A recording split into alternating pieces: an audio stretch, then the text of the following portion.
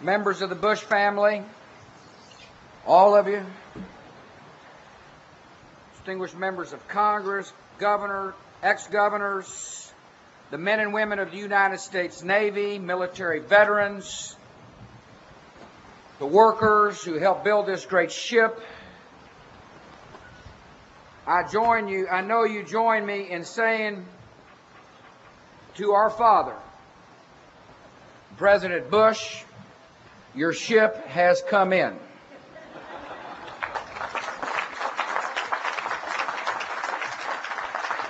In a few minutes, my sister Dorothy will christen the newest and most advanced aircraft carrier in the Navy, the George H.W. Bush.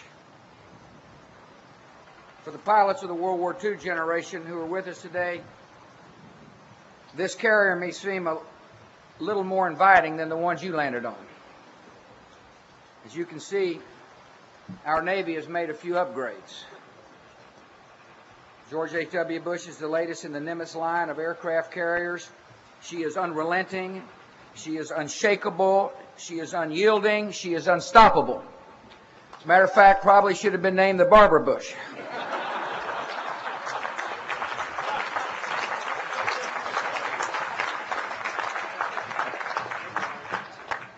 In accord with a long and honored tradition, we gather to christen this fine ship. We recall the service and sacrifice of earlier generations, and we pay tribute to a new generation of sailors and Marines who step forward to serve in freedom's cause. George H.W. Bush is named for a man who exemplifies the great character of our country.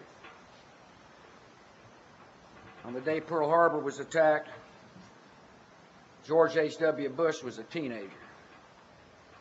He was a high school senior.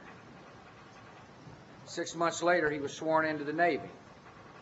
A year later, he received his wings at a ceremony in Corpus Christi, Texas. Here's what he said. He said, "I had an ensign's stripe and an admiral's confidence. I was a Navy pilot." Our dad would become known as one of the Navy's youngest pilots. But that wasn't his only distinction.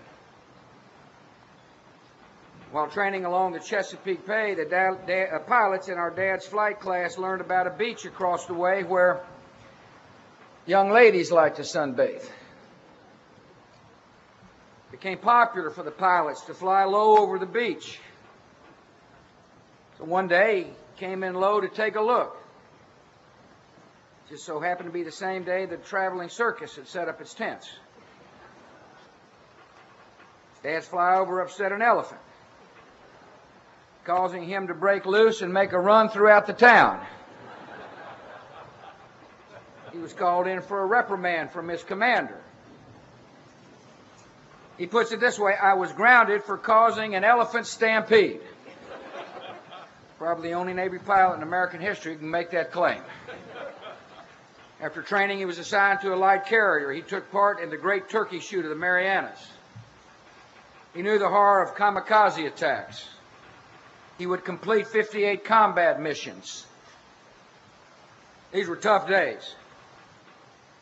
But he had something that kept him going, and if you look closely at the photographs of the planes he flew, you will find what kept him going in the name he had painted under his cockpit: Barbara. One of Dad's most important missions was a strike on a radio tower on an island called Chichijima. Japanese were using that tower to intercept U.S. military radio transmissions and alert the enemy about impending American airstrikes. September 2nd, 1944, his squadron was given a simple assignment: to take it out. Pilots knew they would face heavy enemy fire because the Japanese had fortified the island. But Dad and his fellow pilots did their duty without complaint or hesitation. During that raid, his plane was hit by anti-aircraft artillery and it caught on fire. Yet he kept his plane on course. He released his 4 bombs and scored 4 direct hits on that tower. Yet he headed out to sea. He ejected. Japanese boats were sent out to capture him. After more than 2 harrowing hours at sea alone in a rubber life raft, he was rescued by the crew of the USS Finback. For his action, he earned the Distinguished Flying Cross. Yet it is characteristic that from those moments aboard his life raft to this ceremony today, Dad's thoughts have always been of the 2 fine members of his crew who did not make it home. Radio Man Second Class John Delaney and Lieutenant J.G. Ted White. On that day over Chichijima, a young American became a war hero and learned an old lesson. With the defense of freedom comes loss and sacrifice. George H.W. Bush honors a generation that valued service above self. Like so many who served in World War II, duty came naturally to our father. In the 4 years of that war, 16 million Americans would put on the uniform. And the human costs were appalling. From the beaches of Normandy to the jungles of Southeast Asia, more than 400,000 Americans would give their lives. From the beginning of that war, there were those who argued that freedom had seen its day, and that the future belonged to the hard men in Tokyo and Berlin. Yet the war machines of Imperial Japan and Nazi Germany would be brought down by American GIs who only months before had been students and farmers and bank clerks and factory hands. The generation of World War II taught the world's tyrants a telling lesson. There is no power like the power of freedom, and no soldier as strong as a soldier who fights for a free future for his children. The George H.W. Bush will serve as a new generation of Americans every bit as brave, as selfless as those who've come before him. 21st century, in the 21st century, freedom is again under attack. And young Americans are volunteering to answer the call. In the years since September the 11th, 2001, more than 1.6 million Americans have volunteered to wear the uniform of the United States. Today they serve in distant lands and on far seas, from the islands of Southeast Asia to the Horn of Africa to the mountains of Afghanistan and in Iraq. And once again, with perseverance and courage and confidence in the power of freedom, a new generation of Americans will leave a more hopeful and peaceful world for generations to come. The men and women of the United States military represent the best of America, and they deserve the best America can give them. And the George H.W. Bush is the best America can give them.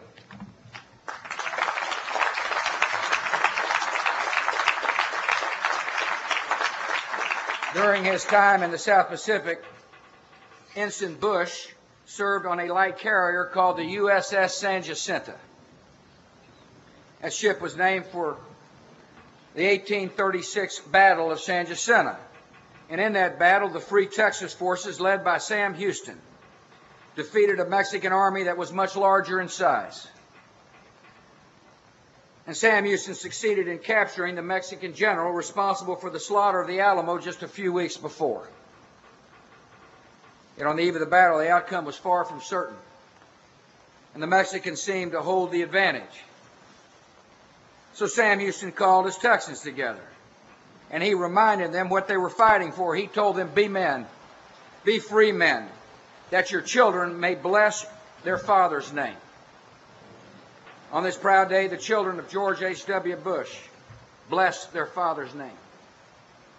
The United States Navy honors his name.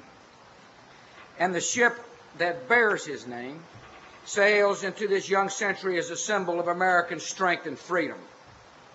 May God watch over all those who sail this ship, all those who fly from their deck, and all those at home who pray for their safe return. My honor to bring to you the 41st President, a great dad, George H.W. Bush.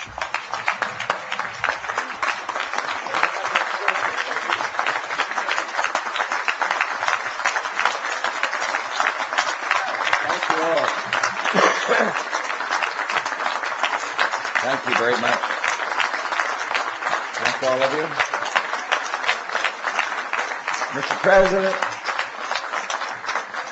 Mr. President, thank you, sir, for that very kind, wonderfully generous introduction. And to say that I'm pleased to be here is a classic understatement of the year. This is any naval aviator's dream come true. I first want to salute every single shipbuilder who has pitched in to make this vessel what you see today, and which will finish it off in time for commissioning in 2008. This is magnificent, and these shipbuilders are the best that the United States could possibly have, and I salute every single one of you.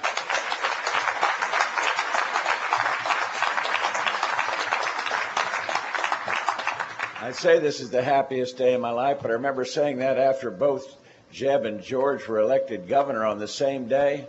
I was flying home to Houston from Florida, and I said to Barbara, "This is the happiest day in my life." And she said, "What about the day we were married?" I said, "That was a nice day, too." So anyway, I would simply have to say that this is maybe the third happiest day of my life. But there's much to be added to what's been said.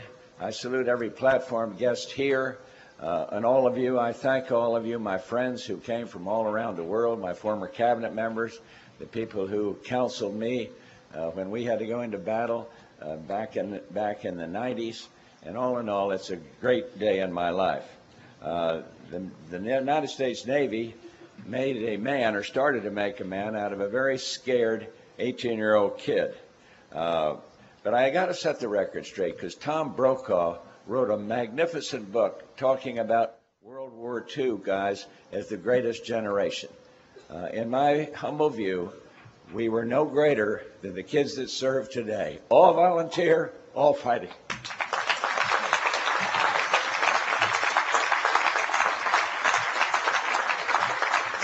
We're very proud of those who are serving. After our nation was attacked at Pearl Harbor, you simply couldn't find anyone who wasn't anxious to sign up. And like so many Americans, Barbara, that you've heard much about today, became a riveter there at the Russell, Butzel and Ward Nut Company in Portchester, New York. She was good. The point is, our nation was, that's true. The point is that our nation was totally united against the insidious totalitarian threat against freedom, and what had been a sleepy mercantile nation suddenly became a major industrial producer of needed armaments, the arsenal of democracy, as FDR called it. And like millions, I worked my way through basic training, and I went to war flying off the 71.5-foot wide deck on the converted cruiser USS San Jacinto. I had the name of Barbara. You're allowed to do it in those days. I don't know whether the Navy does it now, but written on the side of my Grumman torpedo bomber. As an officer, I remember I had to read the outgoing mail. We had to censor the mail of all the shipmates, and I learned a lot from that. I learned a lot about human nature. I learned a lot about the hearts and dreams of these kids.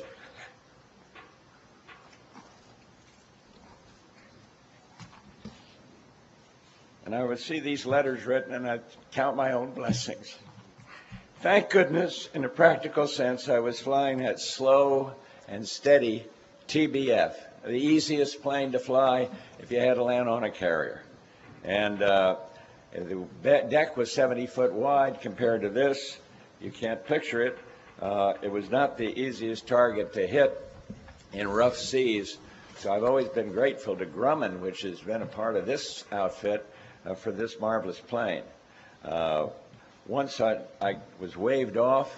I couldn't land. The guy, landing signal officer, waved me off, and I had to go around. I landed up in front of the fleet with 400 to 500-pound depth charges in the bottom of the plane, and I was hoping the damn things wouldn't go off, I'll tell you. But thankfully, the 80 aircraft and airmen who fly off these decks will hopefully have more room to hit the deck of the CVN-77 with its 4.5-acre landing field. On September 2nd, my plane did get shot down, as the president said. President Kennedy was asked how he became a war hero.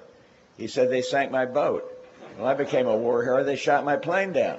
A lot of guys were better, didn't get shot down, and they didn't become heroes. I don't understand it. I've never considered myself a hero anyway. But I'm very glad that 4 of my pilots with whom I flew in Air Group 41 are here. Jack Guy, who won the Navy Cross. Stan Butchert is here. Lou Grab from California. And Blackie Adams, a fighter pilot from Idaho. They all came here for this.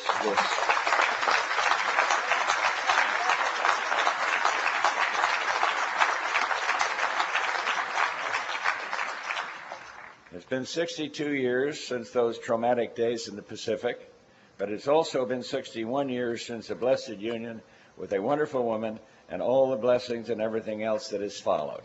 I am very proud of our president. I support him in every single way with every fiber in my body.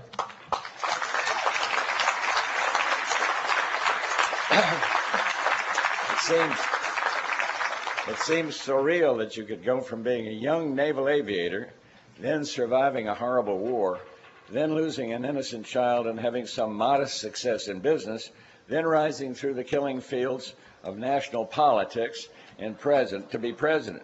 And after 4 thoroughly challenging years as president, it would be even more improbable to see your own 2 sons rise to become a respected national leaders. They see nothing of the private success of our 3 other kids. I am truly blessed as a dad. And so today, speaking strictly as parents, for Barbara and me, our cup runneth over. The Darrow is the sponsor of this ship. I just can't tell you what pride I have in that and how much joy that gives to me. I can't wait to see this remarkable state-of-the-art vessel go to sea.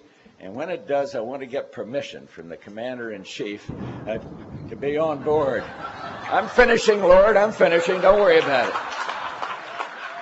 Whatever happens, I hope the American people will accept my deepest gratitude for the chance to serve this nation and an honor that touches deep in my heart. Thank you very, very much.